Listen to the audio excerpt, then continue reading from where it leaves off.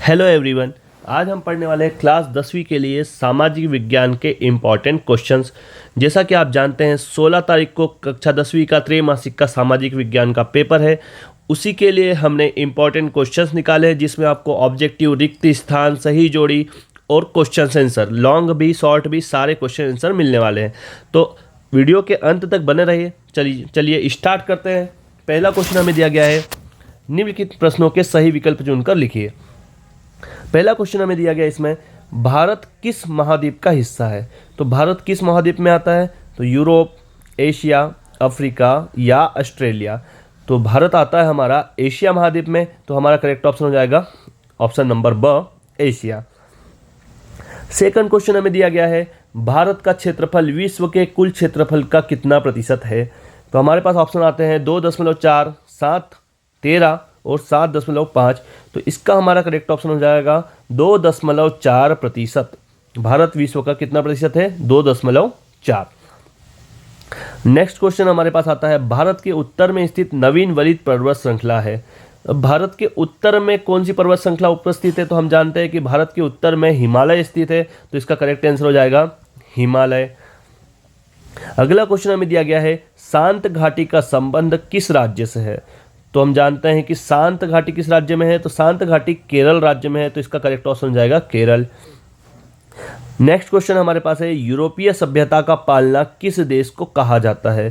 तो यूरोपीय सभ्यता का पालना यूनान को कहा जाता है, या इसका एक और नाम ले तो इसे हम ग्रीस भी कहते हैं। तो आप ग्रीस भी ऑप्शन में आए तो आप ग्रीस भी लगा सकते हैं। अगला क्वेश्चन हमें दिया गया है, कॉर्न लॉ निम्न में से किस देश में लागू किया गया था। तो हम जानते हैं कि कॉर्न लॉ ब्रिटेन में लागू किया गया था। तो इसका करेक्ट ऑप्शन हो जाएगा ब्रिटेन। अगला क्वेश्चन हमें दिया गया है, ग्रामीण स्तर पर स्वशासन की इकाई है। ग्रामीण स्तर पर सबसे छोटी इकाई क्या है स्वशासन की? तो हम जानते हैं ग्राम पंचायत। तो हमारा करेक्ट ऑप्शन हो जाएगा ग्राम पंचायत। नेक्स्ट क्वेश्चन हमारे पास है, देश की राष्ट्रीय आय में सर्वाधिक योगदान निम्न में से किसका होता है। तो राष्ट्रीय आय में 3 क्षेत्र हमारे योगदान देते हैं, प्राथमिक, द्वितीयक और तृतीयक। चतुर्थक ऐसा कोई क्षेत्र होता नहीं है। तो हमारा जो करेक्ट ऑप्शन हो जाएगा वो आ जाएगा तृतीयक क्षेत्र, या फिर इसका बोले हम सेवा क्षेत्र भी बोला जाता है तृतीयक क्षेत्र को। तो ये थे हमारे ऑब्जेक्टिव सही विकल्प। अगला क्वेश्चन हमारे पास आता है, रिक्त स्थानों की पूर्ति कीजिए। तो सबसे पहला क्वेश्चन इसमें पूछा गया है, बेल्जियम का एक छोटा सा देश है। अब बेल्जियम किसका एक छोटा सा देश है? तो यहाँ पे आ जाएगा हमारा करेक्ट आंसर यूरोप। तो बेल्जियम किसका छोटा सा देश है? तो बेल्जियम यूरोप का एक छोटा सा देश है। सेकंड क्वेश्चन हमारे से पूछा गया है, भारतीय संविधान ने भारत को राज्यों का खाली स्थान घोषित किया। तो भारतीय संविधान ने भारत को राज्यों का संघ घोषित किया। ये ध्यान रखना है आपको, क्या घोषित किया गया है? संघ घोषित किया गया है। अगला क्वेश्चन, भारत में औसतन एक स्त्री एक पुरुष की तुलना में रोजाना खाली स्थान ज़्यादा काम करती है। तो रोजाना 1 घंटा ज़्यादा काम करती है। कभी कभी आपसे यह पूछा जाए कि औसतन एक स्त्री कितने घंटे काम करती है, तो आपको याद रखना है 7.5 घंटे। और उसी के बजाय आपसे पूछा जाए पुरुष कितना काम करते हैं, तो 6.5 घंटे। तो ये आपको ध्यान रखना है कि औसतन एक स्त्री पुरुष की तुलना में कितना ज़्यादा काम करती है, तो 1 घंटा ज़्यादा काम करती है। ये आपको ध्यान रखना है। अगला क्वेश्चन हमें दिया गया है, एक प्रजातांत्रिक सरकार खाली स्थान के प्रति उत्तरदायी है। तो ये आपको नाम से ही समझ में आ जाएगी, प्रजातांत्रिक मतलब जो किसके लिए उत्तरदायी हो? जनता के लिए, जनता के द्वारा बनाई गई। तो यहाँ पे आंसर क्या आ जाएगा? जनता के प्रति उत्तरदायी हो। अगला क्वेश्चन हमारे पास है, भूमिगत जल खाली स्थान साधन का उदाहरण है। तो जो हमारा भूमिगत जल है वो हमारा एक जल संसाधन का साधन है। तो यहाँ पे ध्यान रखेंगे हम, जल संसाधन का साधन है। अगला क्वेश्चन हमें दिया गया है, विभिन्न देशों के बाजारों को आपस में जोड़ना ही कहलाता है। तो विभिन्न देशों के बाजार जब आपस में जोड़ते हैं तो उसको हम बोलते हैं वैश्वीकरण। वैश्वीकरण या एकीकरण भी बोलते हैं। तो आपको ध्यान रखना है, ये हमारा इंपॉर्टेंट क्वेश्चन बनेगा। तो ये थे हमारे रिक्त स्थान। नेक्स्ट क्वेश्चन हमारे पास आता है, सही जोड़ियां बनाएं। अब यहाँ पे हमको सही जोड़ी बनाना है। तो हमारे पास ऑप्शन में है प्रयागराज, कपास, कांडला, मोरसई, फेडरिक्सारयू, मक्का आयात पर प्रतिबंध। तो ये सबसे पहले तो हम इसको, बहुत इजी लग रहा है ये आपके लिए कि मक्का आयात पर प्रतिबंध। तो ये कहाँ पे हुआ था? तो ब्रिटेन में हुआ था। तो इसी लॉ को हम क्या बोल रहे थे? Corn law. तो ये तो हमारा हो जाएगा कॉर्न लॉ। दूसरा आपके पास आता है कांडला। कांडला कहाँ है स्थित है? कांडला गुजरात में स्थित है, तो इसका सही आंसर हो जाएगा गुजरात, कांडला का। कपास, तो कपास होता है महाराष्ट्र में, तो यहाँ पे आ जाएगा हमारा कपास का महाराष्ट्र। अब बचता है हमारे पास फ्रेडरिक सारियू और बचता है मोरसैया, इसको हम बोल देंगे ग्यूस्पी माजिनी। ये थोड़ा सा मिसप्रिंटिंग होगा, यहाँ पे माजिनी आना चाहिए था, ग्यूस्पी माजिनी। तो यहाँ पे जो रहेगा, जो सारियू रहेगा वो फ्रांस का है और ग्यूस्पी माजिनी ने यंग इटली बताया था, तो यहाँ पे आ जाएगा हमारा ग्यूस्पी माजिनी। और अब हमारे पास बचा है प्रयागराज। तो प्रयागराज में क्या स्थित है? श्रृंगवेरपुर स्थित है, तो यहाँ पे प्रयागराज का सही आंसर हो जाएगा श्रृंगवेरपुर। तो यहाँ पे हम थोड़ा सा नंबरिंग कर लेते हैं कि फर्स्ट का आंसर होगा श्रृंगवेरपुर, सेकंड का कपास का हो जाएगा महाराष्ट्र, कांडला हो जाएगा गुजरात थर्ड। अब यहाँ पे माजिनी आपको ध्यान रखना है, माजिनी का लिए मोरसई नहीं है, माजिनी है, तो यहाँ पे हो जाएगा यंग इटली फोर्थ वाला, सारियू फ्रांस फिफ्थ हो जाएगा और छठे नंबर पे आ जाएगा हमारा कॉर्न लॉ। तो ये हमारी सही जोड़ी होगी। अगला क्वेश्चन हमें दिया गया है एक वाक्य में उत्तर दीजिए। तो सबसे पहला क्वेश्चन पूछा है उसमें हमें कि श्लेष और वर्ण किससे संबंधित है। तो हम जानते हैं कि श्लेष और वर्ण एक कृषि के टाइप है। अब वो किस कृषि के टाइप है? तो इसको हम बोलते हैं झूम कृषि। ये आपको ध्यान रखना है, कौन सी कृषि होती है यहाँ पे? झूम कृषि। सेकंड क्वेश्चन हमें दिया गया है सरदार सरोवर बांध किस नदी पर बनाया गया है। तो हम जानते हैं सरदार सरोवर बांध हमारी नर्मदा नदी पर बनाया गया है। मध्य प्रदेश की सबसे बड़ी नदी नर्मदा नदी पर कौन सा बांध बनाया गया है? सरदार सरोवर बांध, जो कि कहाँ पर है? तो ये आपका गुजरात पर है। तो यहाँ पे आ जाएगा हमारा नर्मदा नदी, ये हमारा करेक्ट ऑप्शन होगा। थर्ड क्वेश्चन हमें दिया गया है पहले विश्व बाजार के रूप में कौन सा शहर उभर कर आया था। तो पहले विश्व बाजार के रूप में अलेक्जेंड्रिया एक शहर था, वो उभर कर आया था। यहाँ लिख देंगे हम अलेक्जेंड्रिया, अलेक्जेंड्रिया। नेक्स्ट क्वेश्चन हमें दिया गया है भारत में किस प्रकार की शासन प्रणाली है। तो अभी हमने ऊपर भी देखा था भारत में किस प्रकार की शासन प्रणाली है। तो एक प्रजातांत्रिक सरकार है, तो इसको हम लोकतांत्रिक भी बोल सकते हैं। तो लोकतांत्रिक शासन प्रणाली है, तो हमारा करेक्ट ऑप्शन हो जाएगा लोकतांत्रिक शासन प्रणाली, ये हमारा करेक्ट ऑप्शन होगा। नेक्स्ट क्वेश्चन हमें दिया गया है जीडीपी का पूरा नाम लिखिए। तो अब जीडीपी का पूरा नाम हम जानते हैं gross domestic product, gross domestic product, तो ये हमारा जीडीपी का पूरा नाम होगा। अगला क्वेश्चन हमें दिया गया है बैंकों में आय का प्रमुख स्रोत कौन सा है। तो बैंक में आय कहाँ से होती है? तो जो उधार लेते हैं बैंकों से, तो वो उनसे हाई इंटरेस्ट लेते हैं, ऊंची ब्याज दर लेते हैं, तो वहाँ से, और कुछ हम जमा पूंजी करते हैं तो वहाँ से, तो हम यहाँ लिख सकते हैं कि ऊंची ब्याज दर, ऊंची ब्याज दर के कारण ब्याज दर पर उधार देना। तो जो भी कर्ज देते हैं वो किस पे देते हैं? ऊंची ब्याज दर पर उधार देते हैं, तो वहाँ से उनकी क्या हो जाती है? बैंकों की आय हो जाती है। तो ये था हमारा नेक्स्ट क्वेश्चन। अब हमारे पास एक क्वेश्चन आ रहा है निम्नलिखित में से कौन सा जोड़ा नवनिर्मित केंद्र शासित प्रदेश का है। तो अब यहाँ पे ध्यान देना है हमको। तो हैदराबाद, सिकंदराबाद, दमन द्वीप, अंडमान निकोबार, जम्मू कश्मीर लद्दाख, जम्मू कश्मीर नई दिल्ली। तो हम जानते हैं कि नया केंद्र शासित प्रदेश कौन सा बना है? तो जम्मू कश्मीर एंड लद्दाख नया केंद्र शासित प्रदेश बना है। दमन द्वीप, अंडमान निकोबार पहले से केंद्र शासित प्रदेश है, परंतु जो नया बना है वो क्या बना है? जम्मू कश्मीर लद्दाख। नेक्स्ट क्वेश्चन हमें दिया गया है कर्क रेखा भारत के कितने राज्यों से होकर गुजरती है। तो हम जानते हैं कर्क रेखा भारत के 8 राज्यों से होकर गुजरते हैं, तो हमारा करेक्ट आंसर हो जाएगा 8। अगला क्वेश्चन हमें दिया गया है भारत के दक्षिण में कौन सा सागर है। तो भारत के दक्षिण में हिंद महासागर उपस्थित है, तो हमारा आंसर हो जाएगा हिंद महासागर। नेक्स्ट क्वेश्चन हमारे पास आता है अरब सागर में कौन सा द्वीप स्थित है। तो अरब सागर में लक्षद्वीप स्थित है, ये आपको ध्यान रखना है। अगला क्वेश्चन फिर हमारे पास आ रहा है रिक्त स्थानों की पूर्ति कीजिए। तो पहला हमारे से पूछा है भारत की भूमि का क्षेत्रफल खाली स्थान किलोमीटर है। अब कितना किलोमीटर है? तो आप देखोगे 32,87,263 वर्ग किलोमीटर है भारत की भूमि का कुल क्षेत्रफल। तो ये हमारा फर्स्ट रिक्त स्थान होगा। सेकंड हमारे से पूछा है भारतीय संघ का सबसे दक्षिणतम बिंदु जो जलमग्न हो गया है क्या कहलाता है। तो जलमग्न बिंदु को हम बोलते हैं इंदिरा पॉइंट। तो तो हमारा ये करेक्ट आंसर हो जाएगा इसका इंदिरा पॉइंट। फिर नेक्स्ट क्वेश्चन हमें दिया गया है, अरब सागर भारत के खालिस्तान दिशा में स्थित है। तो अरब सागर कहाँ स्थित है? तो भारत के पश्चिम में स्थित है। अभी हमने ऊपर पढ़ा कि जो भारत के दक्षिण में कौन सा सागर है? तो हिंद महासागर। और यदि अरब सागर की बात करें तो अरब सागर कहाँ स्थित है? तो अरब सागर भारत के पश्चिम दिशा में स्थित है। अगला क्वेश्चन हमारे पास आता है, भारत के पूर्व दिशा में स्थित जलीय संरचना को खालिस्तान कहा जाता है। तो पूर्व में हमारा बंगाल स्थित है और वहाँ पे है बंगाल की खाड़ी, तो इसीलिए भारत की पूर्व दिशा में स्थित जलीय संरचना कौन सी है? बंगाल की खाड़ी कहा जाता है। नेक्स्ट क्वेश्चन आता है, पूर्वी देशांतर उत्तर प्रदेश के खालिस्तान से होकर गुजरती है, इलाहाबाद के नैनी से होकर गुजरती है पूर्वी देशांतर रेखा।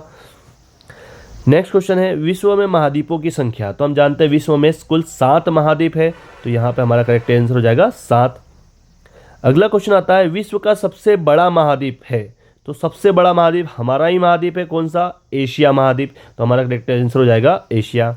तो ये थे हमारे सारे सही विकल्प, रिक्त स्थान, सही जोड़ी, सारे ऑब्जेक्टिव हमने इसमें कवर किए। अब बारी आती है क्वेश्चन आंसर की। तो देख लेते हैं हमारे कौन कौन से क्वेश्चंस आज कल के पेपर में इंपॉर्टेंट बनने वाले हैं। तो चलिए स्टार्ट करते हैं क्वेश्चन आंसर का। तो पहले हम अति लघु उत्तरीय प्रश्न मतलब जो 2 नंबर के आते हैं वहाँ से स्टार्ट करेंगे। पहला प्रश्न हमारे दिया गया है, भारत का अक्षांशीय व देशांतरीय विस्तार लिखिए। ये आपका इंपॉर्टेंट प्रश्न बनने वाला है, ये बिल्कुल आपको ध्यान रखना है। तो 8 डिग्री 4 उत्तरी से 37 डिग्री 6 उत्तरी अक्षांश के मध्य, 68 डिग्री पूर्वी से 95 पूर्वी देशांतर के मध्य, ये आपको ध्यान रख के जाना है। अगला क्वेश्चन हमारे से पूछा गया है, भारत के पड़ोसी देशों के नाम लिखिए।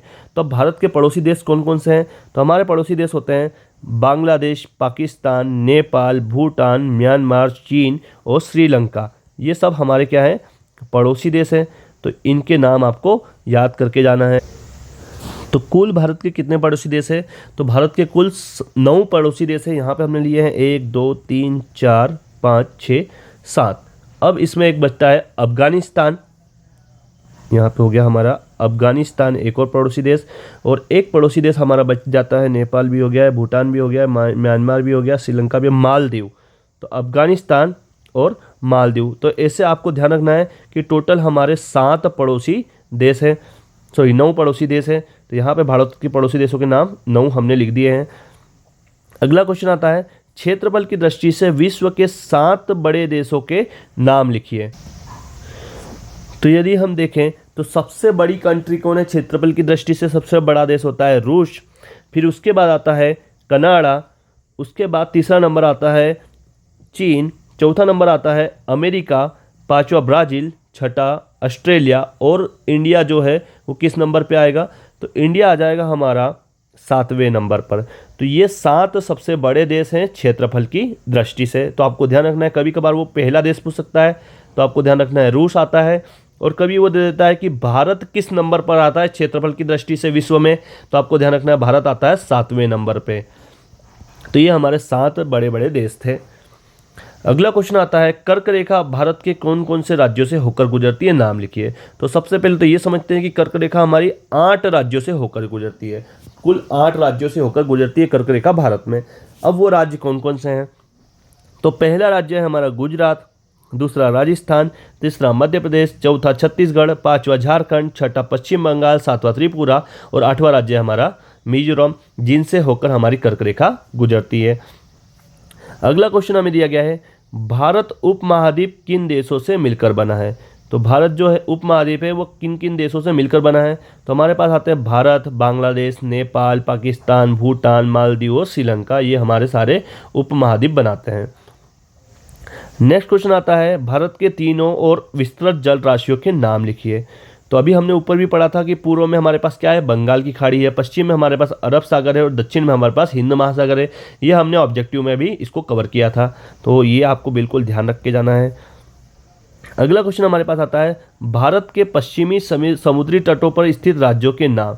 पश्चिम में कौन कौन से तट स्थित है? तो गुजरात, महाराष्ट्र, गोवा, कर्नाटक और केरल, ये हमारे राज्य होंगे।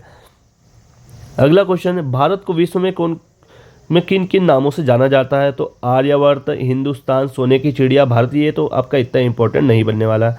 भारत के पूर्वी तट पर स्थित राज्यों के नाम, तो आपको ध्यान रखना है पूर्वी तट पर पश्चिम बंगाल, उड़ीसा, बिहार, झारखंड।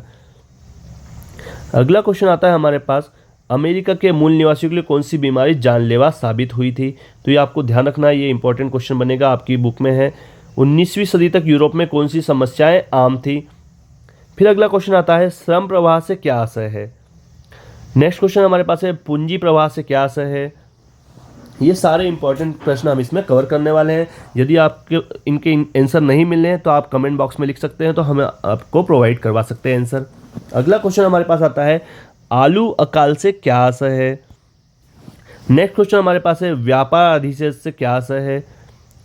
फिर नेक्स्ट क्वेश्चन आता है, द्वितीय क्षेत्र में क्या क्या सम्मिलित है? ये वेरी इंपॉर्टेंट प्रश्न है, कई बार पूछा गया है। और उसके नीचे वाला भी आप देखेंगे तो तृतीय क्षेत्र में क्या क्या सम्मिलित है। ये क्वेश्चन बनने वाला है, आएगा ही, आप बिल्कुल इसको छोड़ के नहीं जाएंगे। नेक्स्ट क्वेश्चन हमारे पास आता है, जन सुविधाओं का क्या अर्थ है? अगला क्वेश्चन हमें दिया गया है, सवेतन अवकाश से क्या आशय है? मनरेगा के प्रमुख प्रावधानों को लिखिए, ये भी इंपॉर्टेंट क्वेश्चन बनेगा। मनरेगा को 100 दिन रोजगार योजना क्यों कहा जाता है? अगला क्वेश्चन आता है, असंगठित क्षेत्र में मजदूरों के सामने आने वाली कठिनाइयों को लिखिए। नेक्स्ट क्वेश्चन हमारे पास आता है, संगठित क्षेत्र को लोक कल्याणकारी क्यों कहा जाता है? ये इंपॉर्टेंट प्रश्न बनेगा आपके लिए। अगला क्वेश्चन आता है, जैव विविधता को प्रभावित करने वाले कोई 3 कारक लिखिए। किसे प्रभावित करने वाले? जैव विविधता को, ये भी इंपॉर्टेंट प्रश्न है।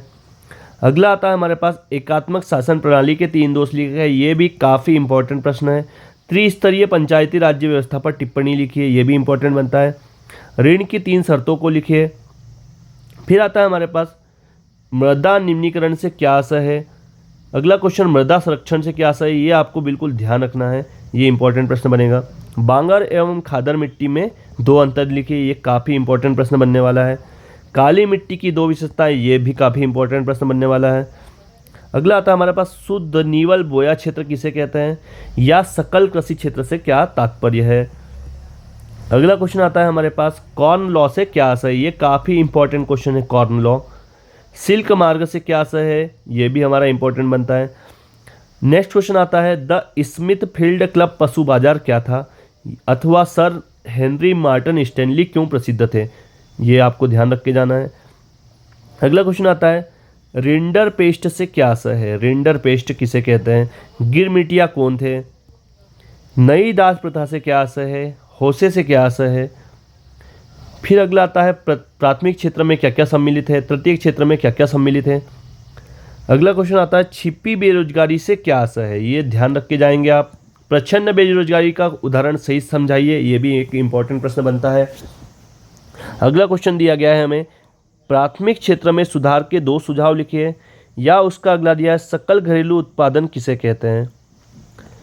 अगला क्वेश्चन दिया है, मनरेगा गरीबी उन्मूलन में किस प्रकार सहायक हो रही है? लिखिए। निजी क्षेत्र क्या है? उदाहरण सहित समझाइए। पर्यावरण विनाश के प्रमुख कारण कौन से? लिखिए। आपको ध्यान रख के जाना है ये वाले क्वेश्चन को। अगला हमें दिया है, विकेंद्रीकरण के 3 लाभ लिखिए। नेक्स्ट क्वेश्चन हमारे पास आता है, वन संरक्षण में संयुक्त वन प्रबंधन कार्यक्रम की भूमिका स्पष्ट कीजिए। नेक्स्ट क्वेश्चन आता है, रिजर्व बैंक ऑफ इंडिया के 3 कार्य लिखिए। ये इंपॉर्टेंट क्वेश्चन बनेगा आपके पास। औपचारिक क्षेत्र से प्राप्त ऋण की विशेषताएं लिखिए। अगला आता है हमारे पास, चोरी चोरा हत्याकांड क्या था? चोरी है यहाँ पे, चोरी व्याख्या कीजिए। या पूर्ण स्वराज पर टिप्पणी लिखिए। तो ये हमारे सारे इंपॉर्टेंट क्वेश्चंस हमने इसमें कवर किए हैं, तो आपको ये सारे पढ़ के जाना है, बिल्कुल भी छोड़ के नहीं जाएंगे। यदि आपने इतना भी पढ़ लोगे तो आपकी त्रैमासिक परीक्षा अच्छे से क्लियर हो जाएगी। तो ये आप बिल्कुल लास्ट तक देख के जाएंगे, काफ़ी इंपॉर्टेंट है आपकी परीक्षा की दृष्टि से। तो नेक्स्ट पेपर के लिए नेक्स्ट वीडियो में मिलते हैं, तब तक के लिए थैंक यू सो मच।